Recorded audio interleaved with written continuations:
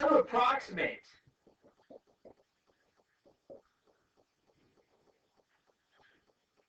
How to approximate irrational numbers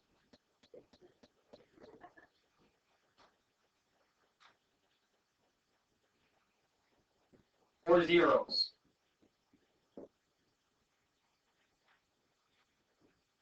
Okay. So we got to start somewhere, and we're going to start by just finding the square root of 5. And we're going to do so in a way in which we are going to cheat and use our calculator, but we're not going to press the square root button. We're going to show you how you can come really close. The formula, again, is going to be easy, but I want you to understand conceptually what's going on. Okay? So what Isaac Newton said is he said if he wants to know the square root of 5, he said it's the solution to x squared minus 5 is equal to 0. Everybody agree that the square root of 5 is a solution to that. Okay, and then he says, well, I know what x squared minus 5 looks like. What does that shape look like? Well, it shifted down 5 units, right? Well, that's easy. And you also know that the square root of 5 sits between what two integers? 2 and 3. Everybody agree? 2 squared is 4. 3 squared is 9. So it's going to sit between 2 and 3. So if you draw 1, 2, 3, and say, x squared minus 5 looks something like that. Okay?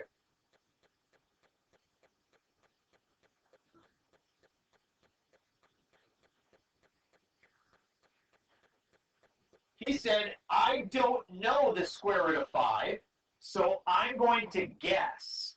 I'm going to guess that the square root of 5 is 3. Is he close or is he far off? He's a ways off, right? So what he does is he takes 3 and he plugs it into the function. Okay? Because we're supposed to get 0 when we plug it in, right? Like if 3 is an actual solution, we should get 0. He plugs it in and he gets 3 squared minus 5. What is 3 squared minus 5?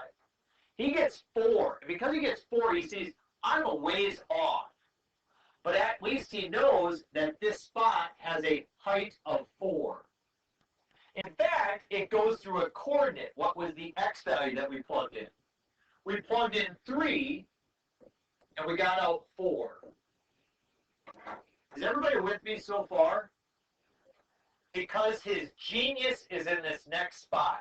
And I think it's incredible.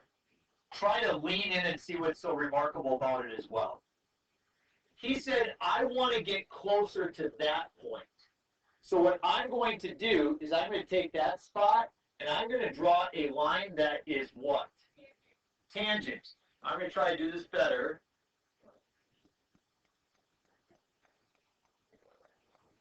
He draws a tangent line, and look at this. Look at the x-intercept of that tangent line. How close is that to the actual solution? It's pretty close. In fact, if he said, I'm not happy with it, he could do it again. He could take this spot, plug it in, and if you notice that next tangent line is super, super, super close. That was his method. And that's what we're going to go through and do. The calculus is just amazing how quickly you go from a bad guess to a good guess. Let's see how it works, okay? So we're going to start by doing that exact problem, okay? I'm going to model it right over here. You start with a function, okay? X squared minus 5. No, if we were trying to find the square root of 3, then it would be x squared minus 3. Good. So we start with f of x is equal to x squared minus 5.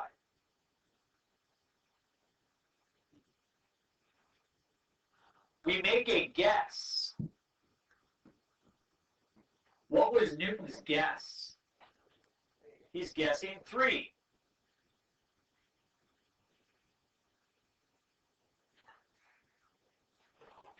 Once he guesses 3, that produces a point on the graph. What is the point that's produced when you plug in 3? 3, 4. He then says, I then need an equation for a line and a slope. Okay? So I need slope and I need an equation. All right. So how do I find the slope at that spot? The derivative. Very good. The slope, I find the derivative. So if f of x is x squared minus 5, then what is f prime of x? It's 2x. And so what would I plug in to determine the slope? I'd plug in 3. And so the slope is 6. Well, now I know the slope. The slope is 6. And so I can write my equation for my line. Please pay very careful attention to how I do this because I'm going to just switch one thing here.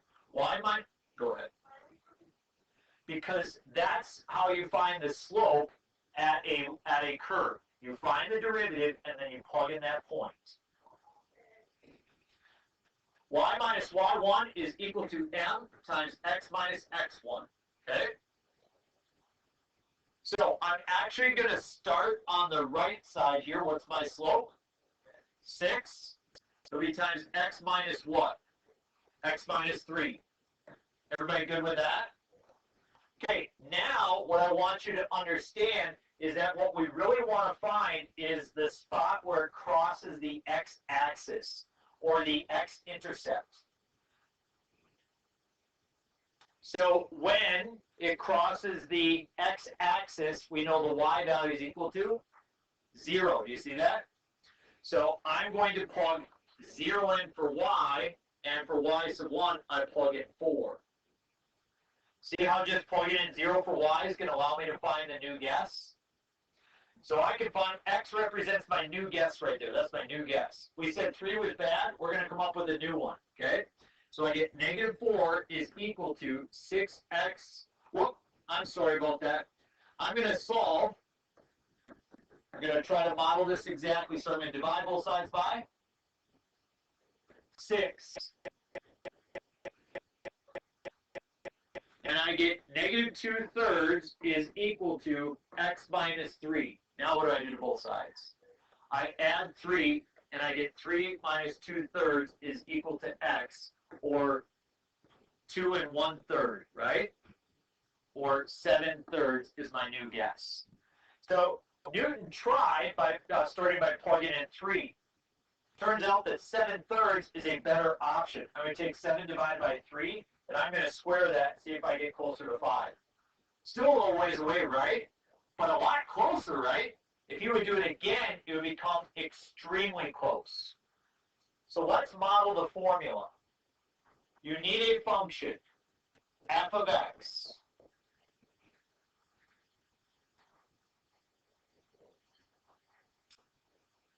We're almost at that spot. I'll show you. I'll show you when it becomes pretty cool. The initial guess we're going to call x sub 0. That's our initial guess. That's where we're going to start. Okay? You need to think about the problem we just did as we make this. Okay? I need a point on the line. What's my x value for my point on my line? X sub 0. What are you going to do to get your y value? F of x sub 0.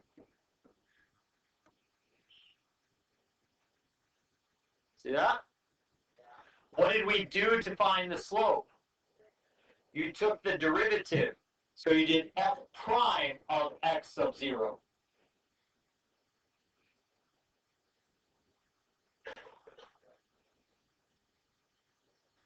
So this is the abstract. Now we're going to write the equation. Y minus y1 is equal to m times x minus x1. I told you that the y value is going to be equal to what? Because we're finding the x-intercept. So therefore you just have the negative y1. What is negative y1? Negative f of x sub 0. Good. What's the slope? F prime of x sub 0 times x minus x sub 0. I know that there's a lot of x's in here. Don't worry about it. The one that we're trying to solve for is the one that I've underlined in green. So I'm going to follow what I did there. What did I do in this step to solve for x? I divided by. So we're going to divide by the prime. And so we get negative f of x sub 0 divided by f prime of x sub 0 is equal to x minus x sub 0.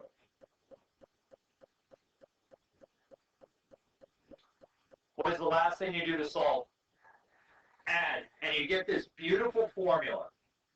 X minus f of x sub 0 over f prime of x sub 0 is equal to x sub 1. I put a 1 there just because that's our next guess. It's our next guess. So take out your calculator. Now, I used to make the students actually do it all by hand, and they would have to come up with rational expressions. And I realized it was just too painful. So we're just going to plug it in our calculator. You're going to see how you could do this actually rather quickly. Go into y equals. Got to make sure that you plug it in correctly. We type in x minus. What was my function that I used? Don't look at that side, look at that side. What was my function I used? So I go parentheses, x squared minus 5. And I divide that then by the derivative. What is the derivative of your function? So I divide it by 2x. So you go parentheses 2x. So a mistake that people make is they don't put parentheses on the top and bottom. You simply just do x minus the function over the derivative. That's it. Now watch what we can do. Press table.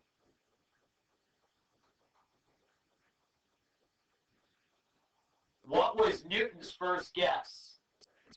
3. Plug it in and watch what y1 produces. Have we seen that already? That's his new guess. So that's what I plug in.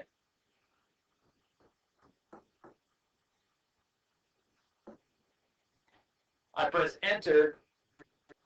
Is that pretty close to what we thought was a good guess? If you're not happy with that estimate, then go ahead and plug that in for another guess.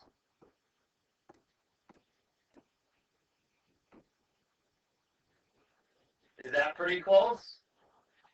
And watch what happens if we plug that in again. 2.2361. You get a repeat, don't you?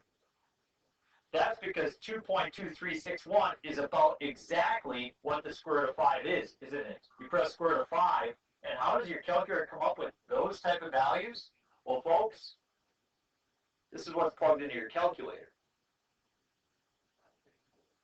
Your calculator does this multiple different times. I don't know if you guys have ever wondered how your calculator just knows things, but this is the piece. So, flip it over to the back side, and on the top, please write this. X minus f of x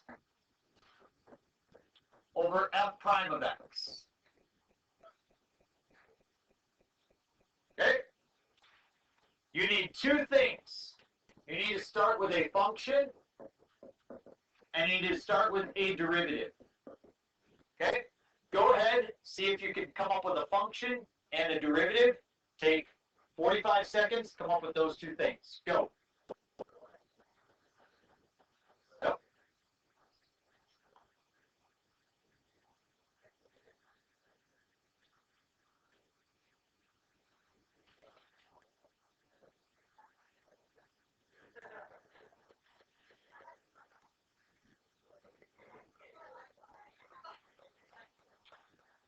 Okay, what do you have for your function?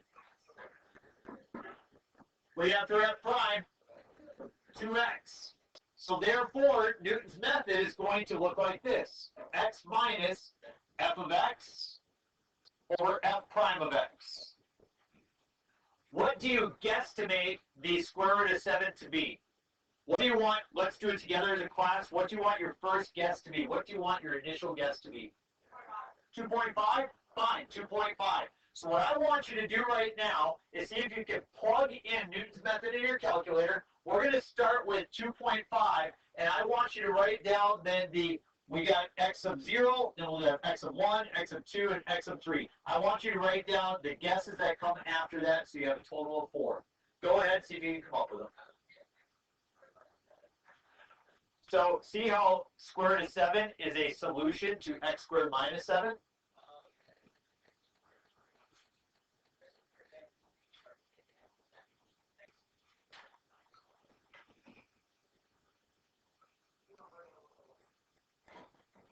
See if you can plug into your calculator, try to come up with all the guesses.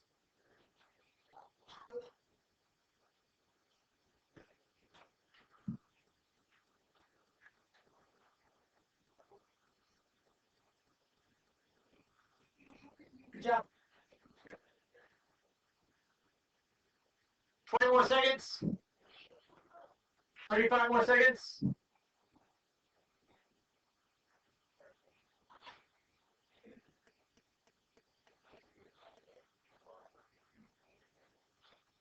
So you got to go into your table set, and you have to have it set to ask instead of auto. Now try it. Okay, here we go. You guessed 2.5.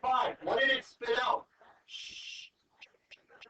2.65, then 2.6458, then 2.6458.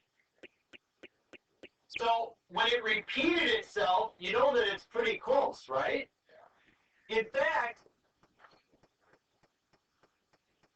here's what's rather remarkable, okay? If I take 2.6458 and I'm going to turn that into a fraction, okay?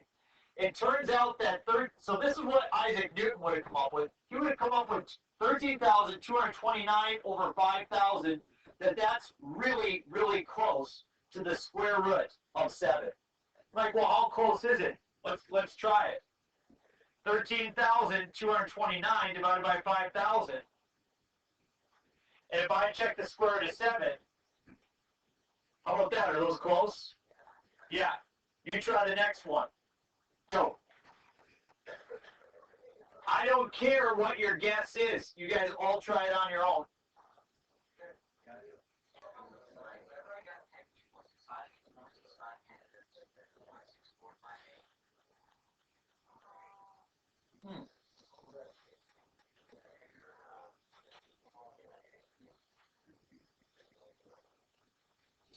That you should have an X there.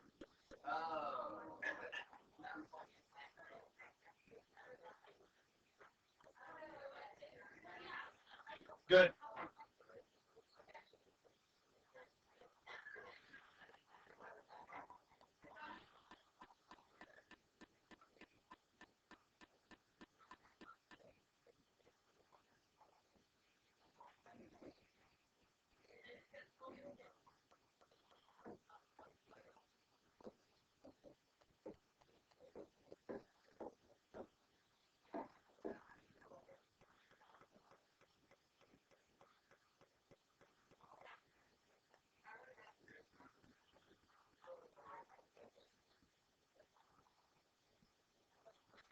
So we'll do y equals k.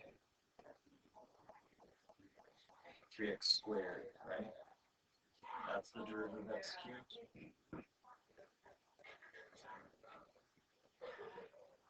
Okay, everybody pause where you're at so we can go over it, okay? So here's what you need to start with. Here's what you're going to need to be able to do for your test is can you come up with the x cubed minus 11? Okay? You need to understand that x cubed minus 11 is a function that has a solution of the cube root of 11. That's something you got to come up with. If you're wondering how to come up with that, just start with this. x equals the cubed root of 11. And I want to isolate 11, so go ahead and just cube both sides. X cubed is equal to 11. And then subtract the 11 on over, and you can see that that is a function. That's one way to do it.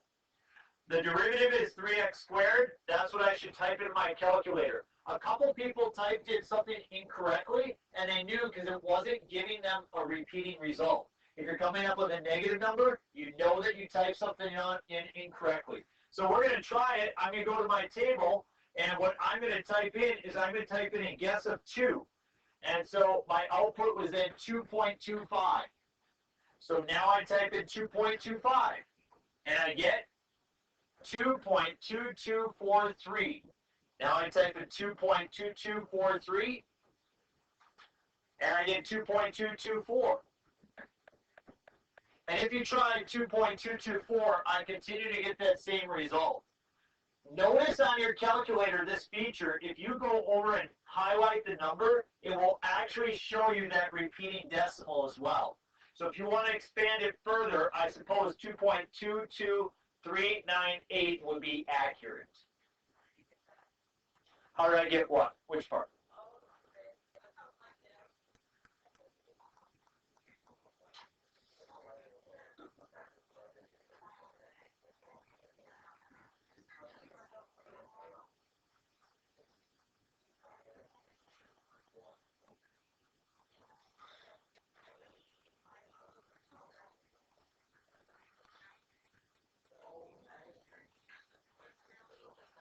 So you typed in x squared, it should be x cubed.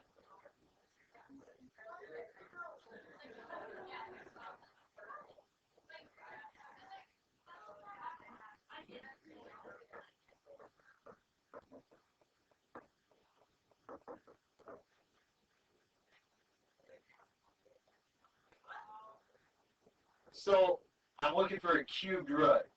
So if you cube 2, you get 8. I want to come up with 11.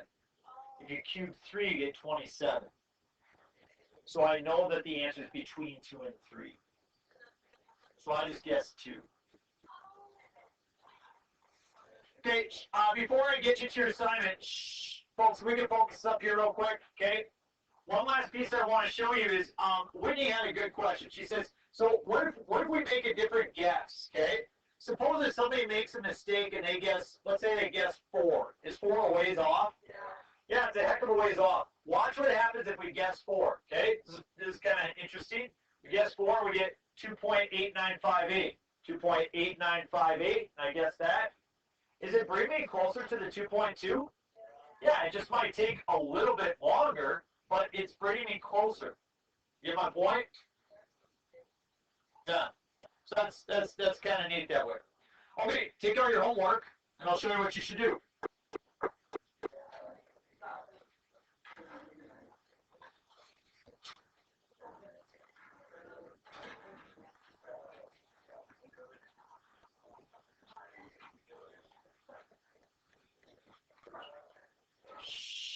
You look at the front of your homework, okay, right here, this front piece.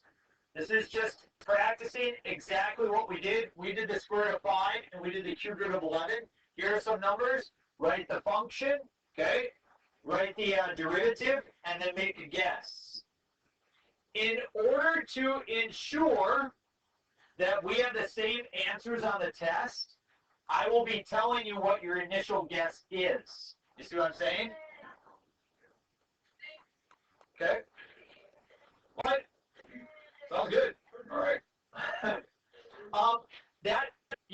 So your answers need to match up with mine given that initial guess. Okay.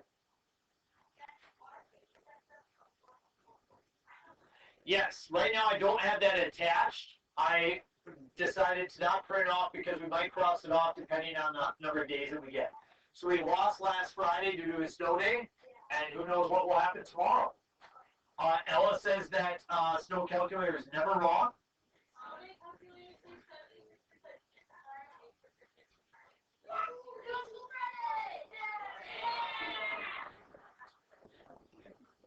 You are almost all wearing red. Do you want a picture?